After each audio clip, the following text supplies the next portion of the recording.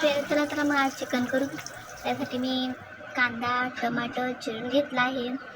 खोबरं लसूण जिरं एकत्र मिक्स करणार आहे. हे सगळं आपण कांदा हे सगळं एकत्र मिक्स करू आणि मिक्सरला बारीक करून घेतो. जास्त मोठं नाही बारीक नाही. मसाला फोडणी टाकून टोपामध्ये मी टाकला आहे मसाला चांगला करपूस भाजून घेऊ. मग त्यात मग हळद तेल टाकून तर अजून जास्त त्याच्यात मी लाल तिखट टाकलं आहे. संगमचा मसाला टाकते लाल व्हायला. आणि आता चिकन मसालाही टाकून घेऊ. चिकन मसाला मटन मसाला हे दोन्ही टाकायचे. जेवढे जास्त मसाला असेल तेवढं चांगलं लागतं अजून.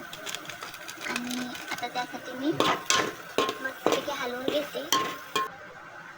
पाहू शकता कसलं छान हे झालं आहे खरपूस भाजून.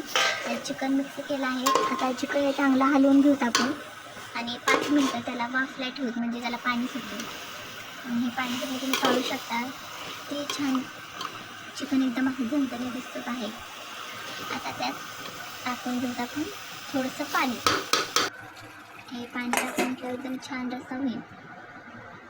हे पहा कसलं मस्त हे चिकन शिजलंही आहे आणि रस्सा आपला झणझणीत आणि लाल तिखट दिसते. चला तर मग करून बघा तुम्ही पण. बाय.